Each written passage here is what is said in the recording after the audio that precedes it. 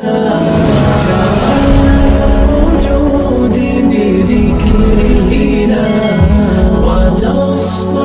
عنوان بنانے کے پیچھے مقصد میرا یہ تھا کہ آدمی نفس کی وجہ سے ہی گناہوں میں پڑتا ہے اور گناہوں کی لائن لگ جاتی ہے آدمی کے اندر۔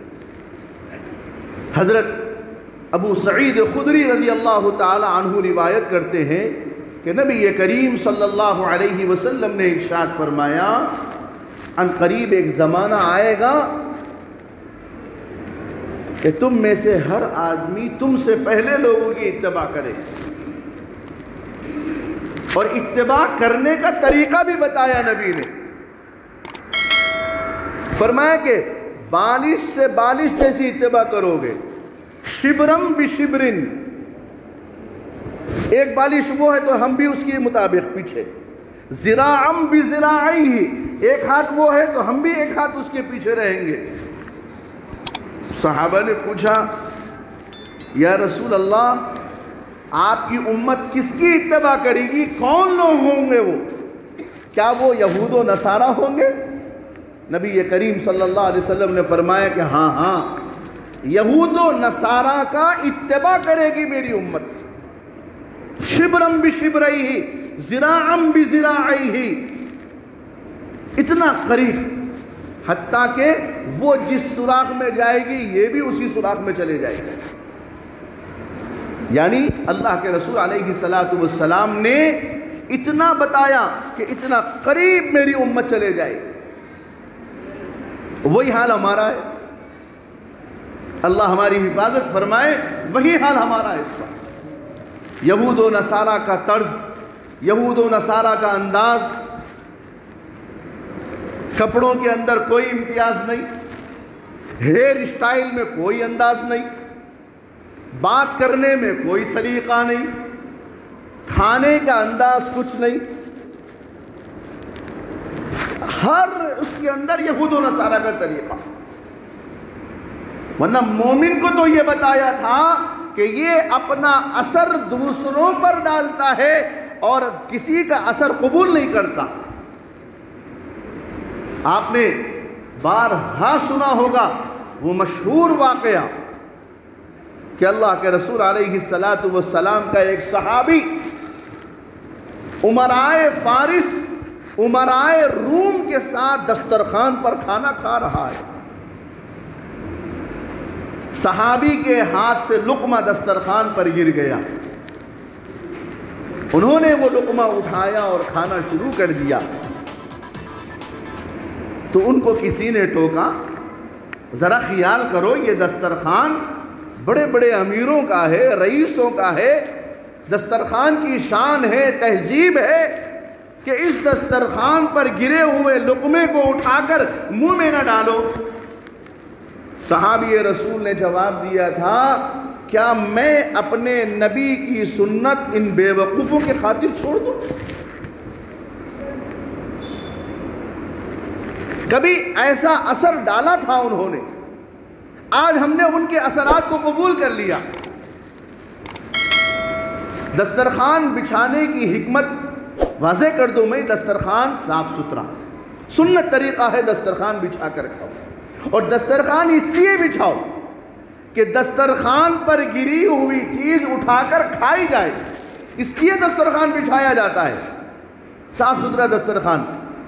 تو نبی نے ہمیں بتایا کہ دسترخوان بچھاؤ تاکہ اگر کوئی چیز گر جائے تو اٹھا کر کھا لو۔ کبھی تو ہم دوسروں کے اوپر اپنے اثرات ڈالتے تھے، آج ہم نے ان کے اثرات کو قبول کر دیا۔ انہی میں سے اس بات کی طرف مجھے اشارہ کرنا ہے کہ آج دسمبر کی 25 تاریخ ہے، 2-4 دن کے بعد میں یہ مہینہ ختم ہو جائے گا، پھر نیا سال شروع ہو جائے گا۔ وہ نئے سال شروع ہونے سے پہلے جو اس سال کی یا اس مہینے کی آخری رات ہوگی، اس میں جو طریقے جشن منایا جاتا ہے یا نئے سال کی مبارکبادی دی جاتی ہے یا نئے سال کے جو بھی طریقے ہوں، خدا کی قسم ان طریقوں کا تعلق شریعت سے، اسلام سے، مسلمانوں سے ذرہ برابر بھی نہیں۔ کوئی تعلق نہیں ہے اس کا، وہ سب دوسروں کے طریقے ہیں جو ہم نے لے لیے ہیں، ہم نے اپنے اندر لا لیے ہیں وہ طریقے۔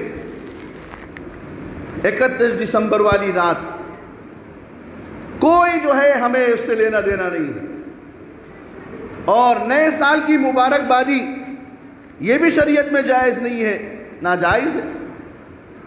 اچھا بھائی، عقل مندی کا تقاضا تو یہ تھا کہ مبارکبادی کب دی جاتی؟ بھائی 55 کے تھے، 56 کے ہو گئے، مبارکباد آپ کو۔ 25 کے تھے، 26 سال کی عمر ہو گئی، مبارکباد آپ کو۔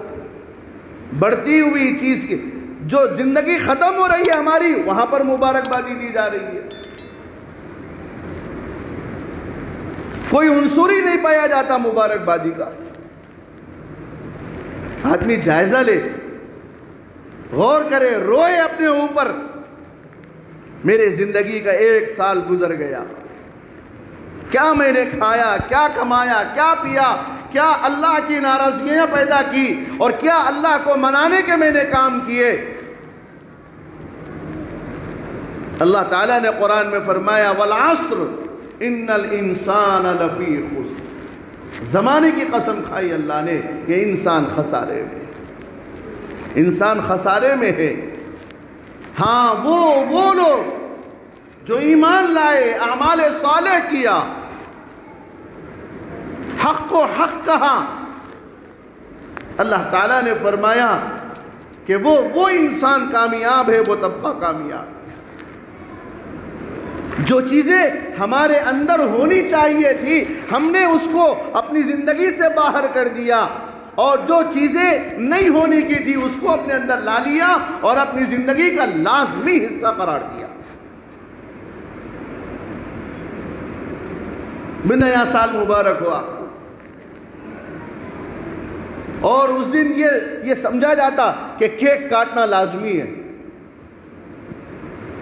جس طرح شداد کا ایک پیر جنت اس کی خود ساختہ جنت کے اندر ہے، اور ایک پیر جنت سے باہر ہے، ملک الموت آ گیا تھا۔ ذرا غور کرو، کیک کاٹنے کے لیے چھری چلانا چاہتے ہیں، ملک الموت آ جائے تو اسی عمل میں اللہ کے پاس پہنچ جاؤ۔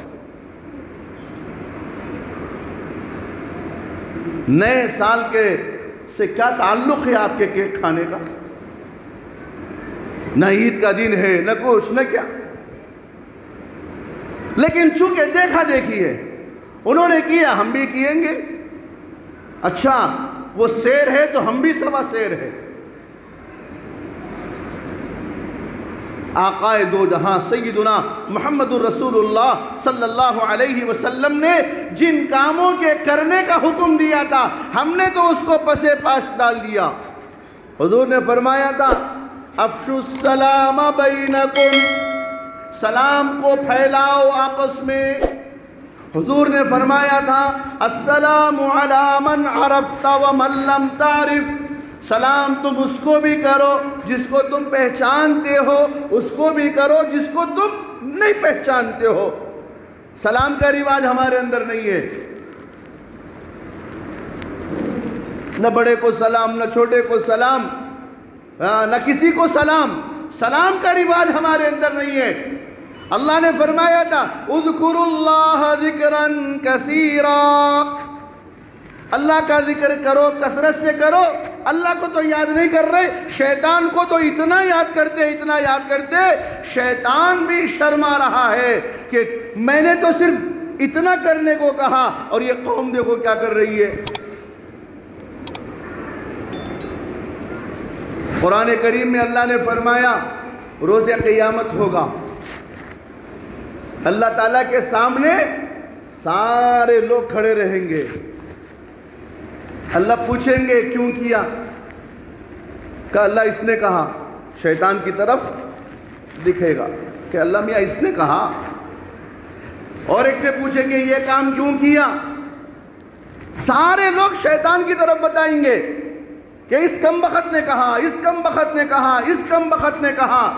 اللہ یہ شیطان کی وجہ سے آج ہم بربادی کے دہانے پر ہے۔ سب شیطان کو گالیاں دیتے رہیں گے۔ ایسے میں شیطان کیا کہے گا؟ قرآن میں اللہ نے فرمایا فَلَا تَلُومُونِي وَلُومُوا أَنفُسَكُمْ مَا أَنَا بِمُصْرِخِكُمْ وَمَا أَنْتُمْ بِمُصْرِخِيَّ۔ تم مجھ پر کیوں ملامت کرتے ہو؟ تم اپنے آپ پر ملامت کرو۔ اللہ نے تمہیں عقل دی تھی نا، میری بات کیوں مانی؟ میں کیا تمہیں زندگی دی تھی؟ زندگی کے دینے والا تو وہ مالک تھا، میں نے تو تمہیں بہکایا، تمہیں راستہ بتایا، تم آج کیوں ملامت کر رہے؟ تم بھی اپنے اوپر ملامت کرو۔ آج میں تمہارا کچھ نہیں کر سکتا، شیطان تو یوں ہاتھ دے دے گا، شیطان تو یوں ہاتھ دے دے گا۔ اور نبی کریم صلی اللہ علیہ وآلہ وسلم جس کا اتباع ہمارے لیے لازمی ہے، جس کا اتباع ہمارے لیے لازمی ہے، وہ نبی کھڑے بیٹھیں گے، مقام محمود عطا کر دیا جائے گا، وہاں کھڑیں گے۔ اب ساری امت پریشانی کی حالت میں ہوگی کہ شیطان نے ساتھ چھوڑ دیا، اب کون ہماری بپتا سنے گا؟ آدم علیہ السلام سے کہیں گے آپ تو اللہ کے پیغمبر ہیں اور پہلے نبی ہیں اور پہلے انسان ہیں، ہم سب آپ کی اولاد ہے، مصیبت سے پریشانی سے بیٹوں کو باپ نکالتا ہے، آدم آپ آئیے اور ہماری سفارش کر دیجئے۔ حضرت آدم فرمائیں گے آج میرے اندر ہمت نہیں ہے اللہ کے روبرو آنے کی، اس لیے کہ میں نے جنت کے اندر اللہ نے فلاں درخت سے مجھے پھل کھانے سے منع کر دیا تھا، میں نے کھا لیا، آج میرے اندر ہمت نہیں ہے۔ قوم متوجہ ہوگی ابراہیم خلیل اللہ کی طرف، موسیٰ کلیم اللہ کی طرف، نوح نجی اللہ کی طرف مخاطب ہوں گے۔ ہر نبی اپنا دامن صاف کرے گا کہ آج ہمارے اندر ہمت نہیں ہے۔ کام کون آئیں گے؟ کام وہی آئیں گے، کام وہی آئیں گے۔ فاطمہ زہرا کا ابا، خدیجۃ الکبریٰ رضی اللہ تعالی عنہا کے شوہر، آپ کے اور میرے نبی اللہ کا محبوب، درود شریف پڑھو، اللہم صلی علی محمد وعلی آل محمد وبارک وسلم، سجدہ فرمائیں گے، لمبا سجدہ فرمائیں گے، لمبا سجدہ فرمائیں گے۔ اللہ تعالیٰ فرمائیں گے ارفع راسک یا محمد، اے محمد صلی اللہ علیہ وسلم آپ اپنا سر اٹھائیے، مانگیے، کیا مانگتے ہیں؟ آپ نے فرمائیں گے اے اللہ میری امت کی مغفرت اور اس کی نجات کا سوال کرتا ہوں۔ کام آنے والے تو یہ ہیں، کام نہیں آئے گا ہیپی نیو ایئر، کام نہیں آئے گا آپ کا کیک، کام نہیں آئے گا آپ کا شیطان، کام نہیں آئیں گے یہود و نصارہ۔ اللہ نے قرآن میں فرمایا وَلَن تَرْضَىٰ عَنْكَ الْيَهُودُ وَلَا النَّصَارَىٰ حَتَّىٰ تَتَّبِعَ مِلَّتَهُمْ۔ یاد رکھو اگر پورے دنیا کے مسلمان یہود و نصارہ کے طرز پر آ جائے تب بھی یہود و نصارہ تمہارے دشمن ہیں، تمہارے دشمن ہیں۔ دشمنوں کی پیروی مت کرو، محبت والے نبی کی پیروی کرو، محبت والے نبی کی پیروی کرو گے تو آخرت میں ان کی شفاعت نصیب ہوگی۔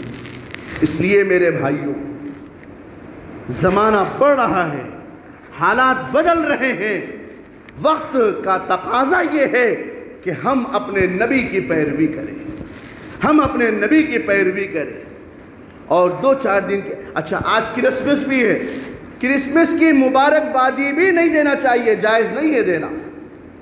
ہیپی کرسمس جو بولتے ہیں یہ بھی حرام ہے، یہ بھی ناجائز ہے۔ حضرت عیسیٰ علی نبینا علیہ السلام سے ہمیں محبت ہے، وہ ہمارے پیغمبر ہیں، وہ ہمارے نبی ہیں۔ ہم ان کی سیرت کو پڑھیں گے اور ان کے اچھی باتیں، جتنی بھی باتیں ہیں ان کی اچھی باتیں ہیں، ان اچھی باتوں پر اللہ تعالیٰ سے یہ دعا کریں گے کہ اللہ ان کی اچھی باتوں پر ہمیں عمل کرنے کی توفیق عطا فرمائے، یہ دعائیں کریں گے ہم۔ لیکن اگر کوئی ان کو اپنا مسیحا مانتی ہے، اپنا اللہ کا بیٹا یا چھوٹا اللہ سمجھتی ہے، تو ہم تو انکار کریں گے؟ یہ تو نہیں ہے۔ ہم ایسے موقع پر نہ ان کو مبارکبادی دیں گے۔ اس لیے مجھے امید ہے کہ جب نبی کی بات کے سے حوالہ دیا میں نے، اور نبی کی ذات کو میں نے آپ کا واسطہ دے کر بات کیا ہوں، تو انشاءاللہ آپ کے سمجھ میں یہ بات آئے ہوگی۔ یہاں جتنے حضرات ہیں 31 دسمبر کے ابھی سے ہم نے پروگرام بنائے ہیں، اگر ہم کرنے والے ہیں تو ترک کر دیجیے۔ اس دن جو ہے عشاء کی نماز پڑھ لو، اپنے گھر میں آرام سے سو جاؤ، فجر کی نماز میں تشریف لا لیجئے، دعائیں کر لیجئے اللہ سے۔ اللہ 1 سال آپ نے گزار دیا، اب آنے والے سال کے اندر اللہ خیر اور برکت کا معاملہ عطا فرما، اور مجھے زیادہ سے زیادہ حسنات اور نیکیاں کرنے کی آپ توفیق عطا فرمائیے۔ یہ ہے اپنے کیے ہوئے پر ہم نادم ہو، شرمندہ ہو۔ اس لیے کوئی ایسا عمل 31 دسمبر کی رات کو یا 1 جنوری کو کچھ نہ کیجیے۔ کوئی ہمارے لیے عید کا دن نہیں ہے، کوئی ہمارے لیے نہیں ہے۔ یہ سب انگریز اور یہود اور نصارہ اور جتنے دین بیزار ہے، یہ ان کے طریقے ہیں۔ ہمیں ہرگز یہ طریقے نہیں اپنانا ہے۔ اللہ پاک مجھے اور آپ کو اپنے نفس کے ساتھ ہمیشہ مجاہدہ کرنے کی توفیق عطا فرمائے، اور اللہ تعالی ہمیں نفس مطمئنہ عطا فرمائے، اور اللہ وہ ان النفس لامارۃ بالسوء الا ما رحم ربی، اللہ جس کے اوپر آپ رحم کر دیتے ہیں اس کا نفس پاک ہو جاتا ہے۔ اللہ آپ بھی ہمارے اوپر رحم فرما دیجئے، اور ہمارے نفس کے اوپر آپ کا کنٹرول آ جائے۔ اللہم انی اسألک حبک، اللہ ہم آپ سے آپ کی محبت کا سوال کرتے ہیں۔ اللہ مجھے اور آپ کو عمل کی توفیق عطا فرمائے۔ وآخر دعوانا ان الحمدللہ رب العالمین۔ یہاں ایک صاحب تشریف لائے ہیں، یہ بہت پہلے آئے تھے، لاک ڈاؤن کی وجہ سے ان کی بچی کی شادی رک گئی ہے، اب آئے ہیں۔ آپ حضرات سے گزارش ہے کہ ان کا تعاون فرمائیں۔